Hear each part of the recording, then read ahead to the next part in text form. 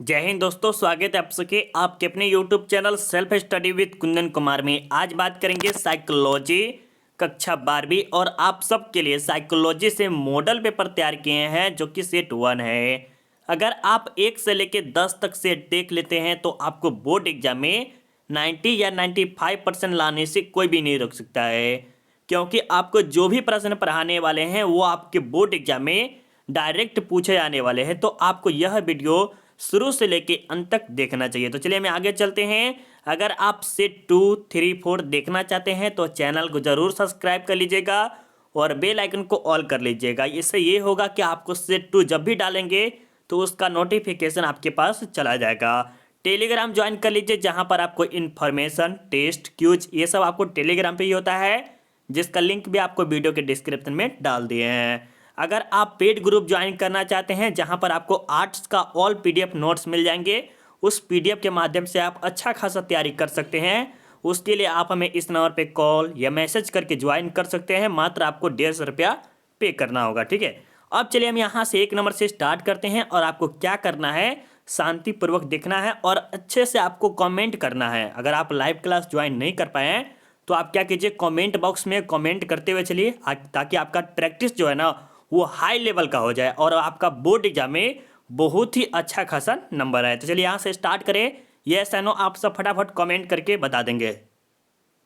चलिए यहाँ पर बहुत स्टूडेंट करें कि सर क्लास को स्टार्ट कीजिए। तो यहाँ पर 1 नंबर में क्या कहा जा रहा है कि थ्रस्टन के अनुसार बुद्धि में कितने प्राथमिक मानसिक योग्यताएं उपस्थित होती है। तो ऑप्शन ए में है 5, 6, 7 या 9। तो आपको राइट आंसर बताना है। तो आपका बिल्कुल ही राइट आंसर क्या होगा, डी, मतलब 9 है। कितने? 9 है। थ्रस्टन के अनुसार बुद्धि में कितने प्राथमिक मानसिक योग्यताएं है, तो 9 है। ठीक है, याद हो गया। अब चलिए सेकेंड और प्रश्न में देखते हैं और यहाँ पर क्या कह रहा है कि बुद्धि संरचना मॉडल किसने विकसित किया था। ये जो बुद्धि संरचना, बुद्धि के बारे में कह सकते हैं, यह किसने विकसित किया था। तो गार्डेनर, गिलफोर्ड या जेनसन या इनमें से कोई नहीं। तो आपको आंसर पता चल गया होगा और बिल्कुल आपने राइट आंसर लगाया है, गिलफोर्ड। ठीक है, तो बी वाला क्या बिल्कुल ही राइट आंसर है।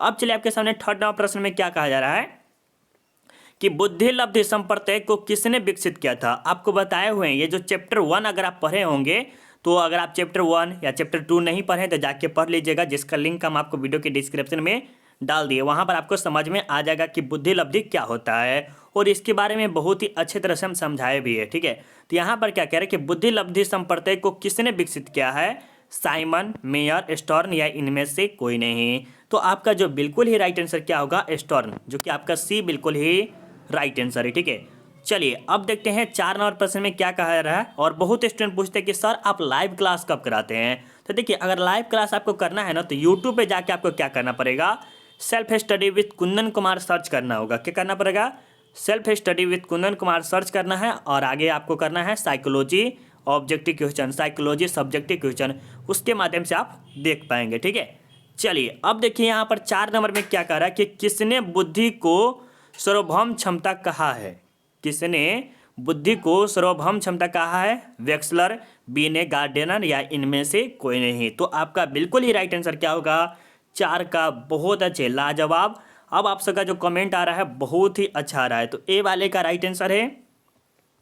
चलिए अब यहाँ पर देखिएगा क्या कह रहा है 5 नंबर में कि जिन व्यक्तियों की बुद्धि लब्धि 80 के 89 के बीच होती है उन्हें कहते हैं। जैसे मान लीजिए कोई व्यक्ति है जिसका जो बुद्धि लब्धि होता है 80 से लेके 140 तक होता है, 150 तक भी होता है, किसी का 160 भी होता है। तो हर का जो दिमाग होता है ना अलग अलग होता है, तो इसी प्रकार बुद्धि लब्धि उसे ही कहा जा रहा है। तो ये जो 80 और 89 के जो बीच में होते हैं क्या होते हैं, प्रतिभाशाली होते हैं या मूड होते हैं या सुस्त होते हैं या औसत होते हैं। तो इसके बारे में बताइए 5 नंबर का राइट आंसर क्या होगा। तो आपका बिल्कुल ही राइट आंसर क्या होगा, वो सुस्त व्यक्ति होते हैं, वो अच्छा खासा काम नहीं कर पाते हैं और उसका दिमाग उमाग अच्छे तरह से कार्य नहीं कर पाते हैं। और औसत का तो पता ही होगा कि जो मीडियम में होता है, नॉर्मल आदमी, वो हो गया। और प्रतिभाशाली जो कि बहुत ही अच्छा खासा है। ठीक है, ये समझ में आ रहा है। और इसके बारे में बुद्धि लब्धि के बारे में आपको जरूर देखना चाहिए चैप्टर 1 आपको जरूर देखना चाहिए, क्योंकि बहुत ही अच्छे से समझाए हुए हैं। ठीक है, चलिए अब यहाँ पर देखिएगा आपके सामने 6 नंबर में कह रहा है कि गिलफोर्ड के अनुसार बुद्धि कितने तत्वों से संरचित है। गिलफोर्ड के अनुसार जो है वो बुद्धि जो है कितने तत्वों से संरचित है? 130, 120, 140 या 100? तो आपको राइट आंसर बताना है। 6 का जो आपने बिल्कुल बताया है 120। क्या होगा? 120 है। मेरे दोस्त, अगर वीडियो आपको थोड़ा सा भी अच्छा लग रहा है तो प्लीज़ आप एक बार लाइक कर दीजिए। अगर जितने भी स्टूडेंट को अगर वीडियो थोड़ा सा भी अच्छा लग रहा है तो आप सब लाइक कर दीजिए, क्योंकि साइकोलॉजी का जो स्टूडेंट है वो 9 के बराबर है। कितना? 9 के बराबर साइकोलॉजी के स्टूडेंट है, लेकिन फिर भी आप सबके डिमांड पे ही आप सबके लिए लाया जा रहा है, तो आप सबके लिए एक लाइक तो बनता है, तो प्लीज़ कर दीजिएगा, ठीक है। चलिए अब देखते हैं 7 नंबर में क्या कह रहा है कि किस व्यक्ति ने सामाजिक बुद्धि से संप्रदाय को प्रस्तुत किया। क्या करें? सामाजिक मतलब जो समाज में बुद्धि से संप्रदाय को प्रस्तुत किया, ये टर्मन के थे, थॉर्नडाइक के थे, या साइमन, या इनमें से कोई नहीं? तो बता दीजिए 7 का राइट आंसर क्या होगा।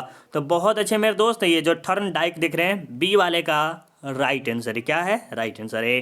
अब यहाँ पर देखिएगा 8 नंबर में क्या करें कि मनोविज्ञान में सर्वप्रथम बुद्धि परीक्षण की शुरुआत किसने की थी? मनोविज्ञान में, जैसे साइकोलॉजी भी कहते हैं आप, उसमें सर्वप्रथम बुद्धि परीक्षण की शुरुआत किसने किया था? और बुद्धि का परीक्षण वगैरह किया गया था तो बिसलर के द्वारा, साइमन के द्वारा, या वीने के द्वारा, या इनमें से कोई नहीं?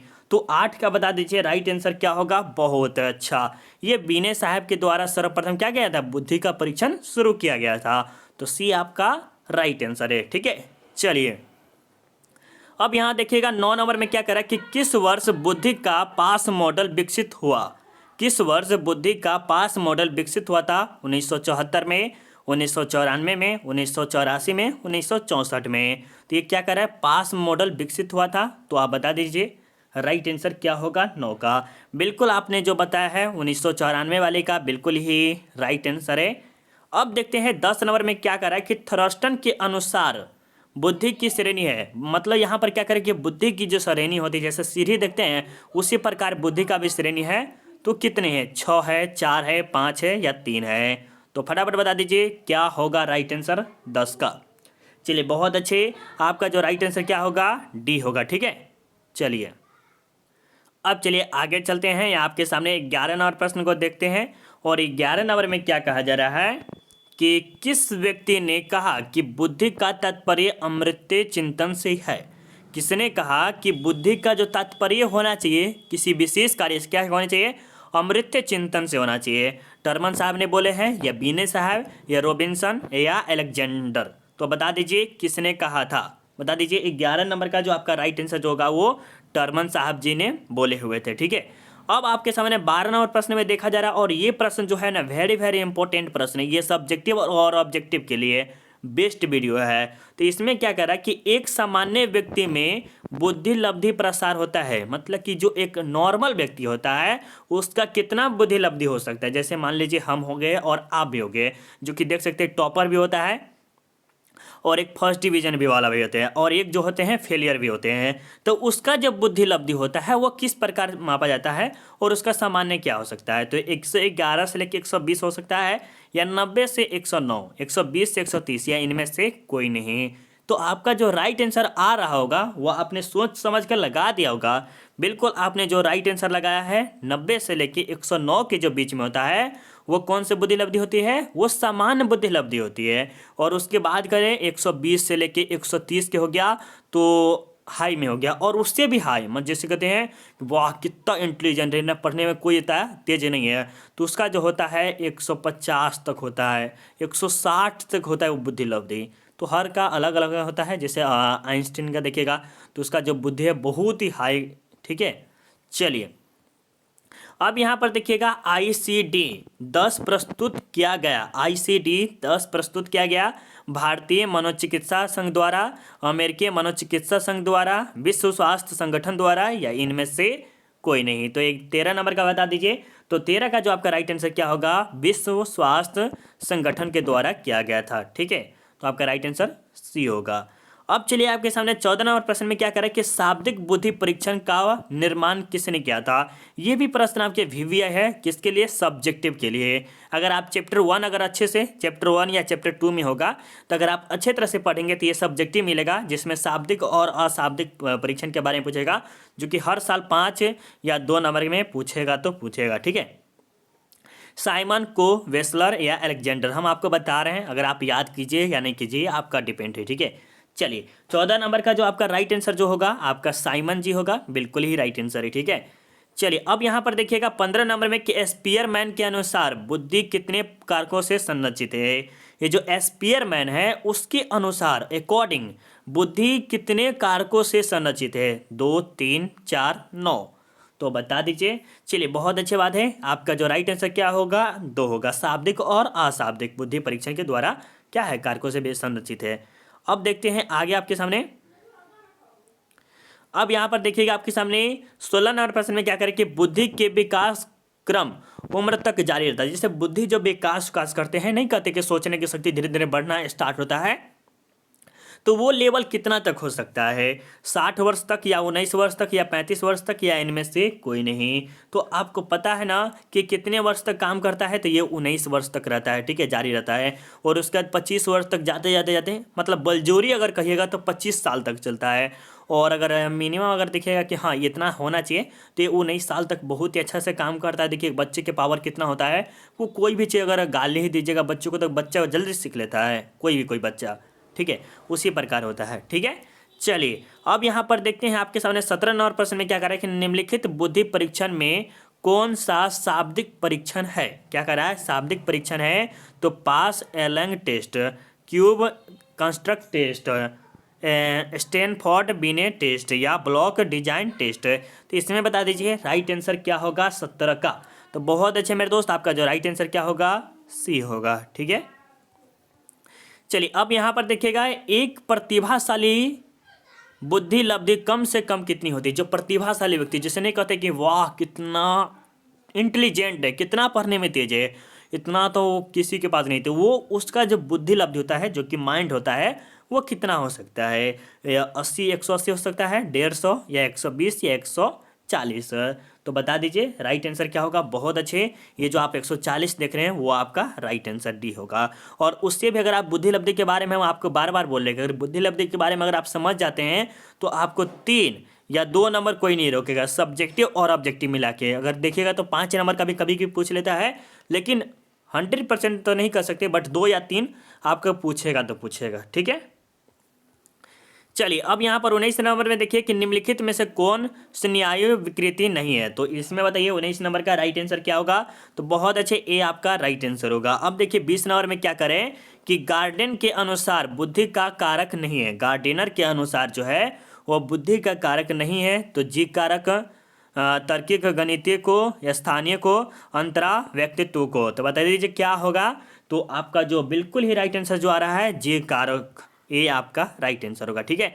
चलिए अब यहाँ पर 21 नंबर देखिएगा कि बुद्धि का एक कार्यकीय सिद्धांत है। बुद्धि का एक कार्यकीय सिद्धांत किसके द्वारा कहा गया था, बीने का, स्टर्न के, टर्मन के, या इनमें से सभी के द्वारा कहा गया है।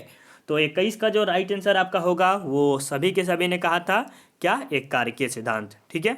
चलिए अब यहाँ पर देखिएगा रेशनल इमोटिव चिकित्सा का प्रतिपादन किसने किया था। रेशनल इमोटिव चिकित्सा का प्रतिपादन किसने किया था, फ्रायड, शेल्डन, कार्ल रोजर्स या अल्बर्ट एलियंस। तो इसमें बताइए 22 नंबर का राइट आंसर क्या होगा।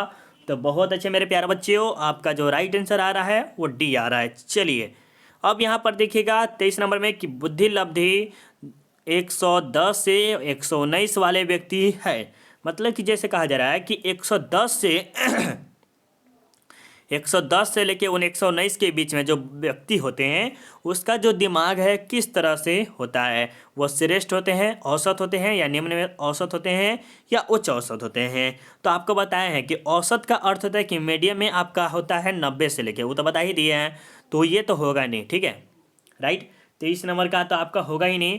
तो इसमें जो होता क्या है, उच्च औसत होता है। 110 से लेके 119 जो होता है ये एक थोड़ा सा आते होता है। और ये जो देख रहे हैं 120 से लेके 140-50 देखते हैं, ये श्रेष्ठ व्यक्ति होते हैं, बहुत ही ज़्यादा तेज, ठीक है। चलिए अब यहाँ पर 24 नंबर में देखिएगा कि निम्नलिखित में से कौन सा मानसिक, क्या करें, निम्नलिखित में से कौन मानसिक स्वास्थ्य का आधार है। मानसिक स्वास्थ्य का आधार है संवेगात्मक स्थिरता, वास्तविक संज्ञान, व्यक्तित्व स्वतंत्रता, तर्कपूर्ण चिंतन। तो 24 का राइट आंसर जो होगा वो तर्कपूर्ण चिंतन जो देख रहे हैं वो आपका राइट आंसर है। अब देखिए आपके सामने 25 नंबर में कि पतंजलि के प्रसिद्ध योग सूत्र में योग के मार्ग है। पतंजलि में जो योग के बारे में बताया गया है वो कितने हैं? 4, 6, 8, 9। चलिए बहुत अच्छे, आपका जो राइट आंसर क्या आ रहा है? 8 आ रहा है। अब चलिए यहाँ आप देखिए बाहुवृद्धि, क्या करें? बाहुवृद्धि सिद्धांत है, बाहुवृद्धि सिद्धांत है गार्डिनर ने, स्टर ने, जीपी दास ने या स्पियर मैन ने। ठीक है, तो 26 का बता दीजिए। तो बिल्कुल ही आपका जो राइट आंसर क्या होगा? गार्डिनर है। ठीक है, चलिए अब यहाँ पर देखिएगा 27 नंबर में कि व्यक्तित्व के मनोविश्लेषणात्मक सिद्धांत को किसने निकाला? तो ये सिगमंड फ्राइड ने, अन्ना फ्राइड ने, एडलर ने, बहुलर ने। तो इसमें बताइए कि राइट आंसर क्या होगा? फटाफट बता दीजिए 27 का राइट आंसर क्या होगा? तो ये आपका राइट आंसर होगा। ठीक है, चलिए 28 नंबर में देखते हैं। और यहाँ पे क्या करा है कि यहाँ पर थोड़ा सा छोटा कर लेते हैं, अच्छा रहेगा। कि जिस बुद्धि परीक्षण द्वारा एक समय में एक ही व्यक्ति की बुद्धि की माप होती है कहलाता है। एक समय है, ठीक है, और एक व्यक्ति है, क्या करें? एक ही व्यक्ति है, बुद्धि की माप जो होती है वो क्या कहलाते हैं? तो इसमें बताइए 28 का डायरेक्ट आपका जो राइट आंसर जो होगा वो आपका ए होगा। क्या होगा? व्यक्तित्व बुद्धि परीक्षण जो होता है वो आपका राइट आंसर, क्योंकि एक व्यक्ति के बारे में सामूहिक में सोच सकते हैं। सामूहिक में 4, 2 वो हो सकता है, 5, 10, हजारों हो सकता है। शाब्दिक का तो अलग ही है, शाब्दिक मतलब कि शब्दों के द्वारा ये सब होता है, लेकिन व्यक्ति के द्वारा मतलब कि एक व्यक्ति एक ही समय में हो सकता है। राइट, चलिए अब 29 नंबर देखिए कि बुद्धि के विषय पर शोध कार्य करने वाले पहले मनोवैज्ञानिक कौन थे? तो आपको पता है कि बीने साहब थे जो कि पहले मनोवैज्ञानिक थे। ठीक है, ये भी आपको याद हो गया होगा। अब चलिए 30 नंबर पे देखते हैं पूर्व ग्रह एक प्रकार है। पूर्व ग्रह जो है एक प्रकार क्या है? मनोवृत्ति का है। क्या है? मनोवृत्ति का है। तो ये आपका राइट आंसर हो गया। यहीं पर आपका 30 का 30 प्रश्न खत्म हो गया। अगर आपको क्लास करना है तो अगर आप सेट 2 देखना चाहते हैं तो चैनल को जरूर सब्सक्राइब कर लीजिएगा, बेल आइकन को ऑल कर लीजिएगा। ये आप वीडियो को रोक को अच्छे से तरह से पढ़ सकते हैं। ठीक है, अगर आप वीडियो को रोक लेते हैं तो पढ़ ले सकते हैं बढ़िया से। चलिए अगर आपको PDF वगैरह चाहिए तो आपको हम बार बार बोल रहे हैं कि इस नंबर पे कॉल करके ज्वाइन जरूर कर लीजिए, क्योंकि इससे अच्छा कहीं नहीं मिल सकता है और इतना लो प्राइस में बहुत ही कम रखा जा रहा है। जो कि सोच सकते हैं 10 चारा अगर खरीदते हैं 500-600 के बदला में आपको 150 रुपये मिल रहा है। ठीक है, तो ज़रूर एक बार संपर्क करके ज्वाइन कर सकते हैं। चलिए मिलते हैं सेट 2 में। सेट 2 के लिए अभी के लिए बाय बाय, जय हिंद, जय भारत।